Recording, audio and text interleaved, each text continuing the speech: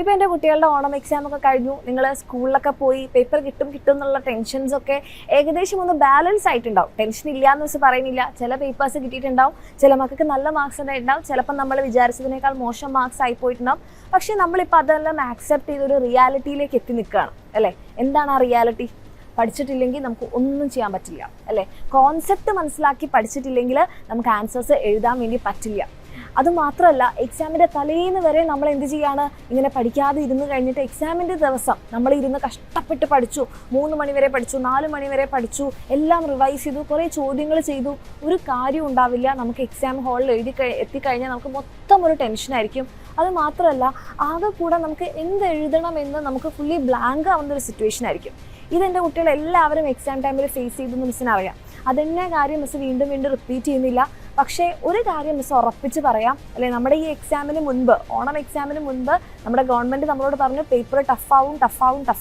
നമ്മളെല്ലാവരും, ടീച്ചേഴ്സ് എല്ലാവരും വീഡിയോസിലൂടെയും ഷോർട്സിലൂടെയും ക്ലാസ്സുകളിലും നിങ്ങളെ ഓർമ്മിപ്പിച്ചു എക്സാം ടഫാവും, പഠിക്കണം. അപ്പം നമ്മൾ ചില്ലായെടുത്തു അല്ലേ. അതേപോലെ ഒരു റിമൈൻഡർ കൂടിയാണ് മിസ് ഇപ്പോൾ പറയുന്നത്. മക്കളെ, ഇനി നിങ്ങളുടെ കയ്യിൽ വളരെ കുറച്ച് മാസങ്ങൾ കൂടിയുള്ളൂ. ആ മാസങ്ങൾ നിങ്ങൾ എഫക്റ്റീവായിട്ട് ഉപയോഗിച്ചിട്ടില്ലെങ്കിൽ ഇപ്പം നിങ്ങളുടെ ഓണം എക്സാം എത്രത്തോളം നിങ്ങൾ കഷ്ടപ്പെട്ടോ അതിൻ്റെ ഡബിൾ നിങ്ങൾ കഷ്ടപ്പെടാൻ പോവുകയാണ്. നിങ്ങളെ പേടിപ്പിക്കാൻ വേണ്ടി പറയല്ല, നിങ്ങൾ ഓർമ്മപ്പെടുത്തുകയാണ്. പഠിച്ചിട്ടില്ലെങ്കിൽ നമുക്ക് എവിടെയും എത്താൻ പറ്റില്ല. ലാസ്റ്റ് മിനിറ്റിൽ നമ്മൾ ടെൻഷൻ അടിക്കും. നമ്മുടെ ടെൻഷൻ കാണുമ്പോൾ നമ്മുടെ പാരൻസ് ടെൻഷൻ അടിക്കും. എന്തിനാണ് ഒരു കുഞ്ഞ് എക്സാമിന് വേണ്ടി നിങ്ങൾ ഇത്രത്തോളം സ്ട്രെസ്ഡ് ആവുന്നത്? അതിനുള്ളൊരു അവസരം നമ്മൾ എന്തിനാണ് കൊടുക്കുന്നത്? അതിൻ്റെ ഒരു ആവശ്യവും ശരിക്കില്ല അല്ലേ. അപ്പോൾ എൻ്റെ കുട്ടികൾ എന്താ ചെയ്യേണ്ടത്? നിങ്ങൾ പഠിച്ചു തുടങ്ങാമെന്ന് പറയുമ്പോൾ എല്ലാവരും ചിലപ്പം ഈ ഒരു മോട്ടിവേഷനും ഒക്കെ കേട്ടിട്ട് നിങ്ങൾ പഠിക്കുന്നുണ്ടാകും. പക്ഷെ ആ പഠിക്കുന്ന രീതി നിങ്ങൾ എക്സാമിൻ്റെ തലേ ദിവസം പഠിക്കാറില്ലേ? നിങ്ങൾ കുറച്ച് സമയം കൊണ്ട് കുറേ കാര്യങ്ങൾ നിങ്ങളുടെ തലയിൽ കയറും. അപ്പം നമ്മളൊരു സൂപ്പർ ആളായിട്ട് മാറും, ഒരു സൂപ്പർ വുമൻ അല്ലെ സൂപ്പർമാൻ ആയിട്ട് മാറും. നമ്മൾ പഠിക്കുന്നതൊക്കെ അപ്പം തന്നെ നമ്മുടെ ബ്രെയിനെ അങ്ങോട്ട് അബ്സോർബ് ചെയ്തെടുക്കും അല്ലേ. അതേ രീതിയിൽ നിങ്ങൾ ഡിസ്ട്രാക്റ്റഡ് ആവാതെ ഫോക്കസ്ഡ് ആയിട്ട് നിങ്ങൾക്ക് പഠിക്കാൻ പറ്റണം. അങ്ങനെ പഠിക്കാൻ പറ്റണമെങ്കിൽ നമുക്ക് എന്ത് ചെയ്യണം? എന്ത് നമ്മുടെ മൈൻഡിൽ വരണം? നമുക്കിനി സമയമില്ല എന്നുള്ളൊരു തോട്ട് നമ്മുടെ മൈൻഡിൽ വരണം.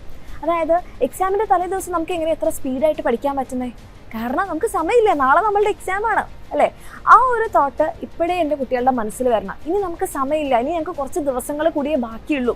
ആ ഒരു കാര്യം നിങ്ങളെ തന്നെ ഓർമ്മിപ്പിക്കുക. അപ്പം നമുക്ക് എന്ത് ചെയ്യാൻ പറ്റും? എക്സാമിൻ്റെ തലേ ദിവസം ഇന്ന് പഠിക്കുന്നില്ലേ, അതേപോലെ എൻ്റെ കുട്ടികൾക്ക് പഠിക്കാൻ പറ്റും. അതേപോലെ പഠിച്ചെങ്കിലേ നമുക്ക് എന്ത് ചെയ്യാൻ പറ്റുള്ളൂ. ഇനിയിപ്പോൾ നിങ്ങൾ ഫസ്റ്റ് മുതൽ തുടങ്ങുന്ന ഒരാളാണെങ്കിൽ പോലും നിങ്ങൾക്ക് കംപ്ലീറ്റ് ചെയ്യാൻ പറ്റുള്ളൂ. അപ്പോൾ എൻ്റെ കുട്ടികൾക്ക് അങ്ങനെ വേണമെന്നുണ്ടെങ്കിൽ നന്നായിട്ട് പഠിക്കാം. അതിന് നിങ്ങളെ ഹെൽപ്പ് ചെയ്യാൻ നിങ്ങൾക്കൊരു പ്രോപ്പറായിട്ടുള്ള ടൈം ടേബിൾ, നിങ്ങൾക്കൊരു ഗൈഡൻസ് എല്ലാം വേണമെന്നുണ്ടെങ്കിൽ നമ്മുടെ എക്സാമിൻ്റെ ബാച്ചസിൽ നിങ്ങൾക്ക് അഡ്മിഷൻ എടുക്കാം. നിങ്ങൾക്ക് പ്രോപ്പറായിട്ടുള്ള ലൈവ് ക്ലാസ്സുകളും, ആ ലൈവ് ക്ലാസ്സുകൾ കഴിഞ്ഞാൽ നിങ്ങൾക്ക് വർക്ക്ഷീറ്റ് ചെയ്യാനുണ്ടാകും, പിന്നെ ചോദ്യങ്ങൾ പ്രാക്ടീസ് ചെയ്യാനുണ്ടാവും. അത് കഴിഞ്ഞാൽ നിങ്ങൾക്ക് പ്രോപ്പറായിട്ട് എക്സാം ഉണ്ടാവും. ഇങ്ങനെ നിങ്ങളുടെ ഈ ഒരു ജേർണി കുറച്ചുകൂടി സ്മൂത്ത് ആക്കാൻ താല്പര്യം ഉണ്ടെങ്കിൽ, നോട്ട്സ് ഒക്കെ വെച്ച് നിങ്ങൾക്ക് റിവൈസ് ചെയ്യാൻ ആഗ്രഹം ഉണ്ടെങ്കിൽ എൻ്റെ മക്കൾക്ക് താഴെ കാണുന്ന നമ്പറിൽ മെസ്സേജ് ചെയ്യുക. അടിപൊളിയായിട്ട് പഠിക്കാം. എന്ത് ചെയ്തു കഴിഞ്ഞാലും അൾട്ടിമേറ്റ് എന്തായിരിക്കണം? നമ്മൾ പഠിച്ചിരിക്കണം. അങ്ങനെ പഠിച്ചിട്ടില്ലെങ്കിൽ നമുക്ക് ഒന്നും ചെയ്യാൻ പറ്റില്ല. ഈ ഒരു കാര്യം എൻ്റെ മക്കൾ മനസ്സിലാക്കുക. അടിപൊളിയായിട്ട് പഠിക്കുക. All the best.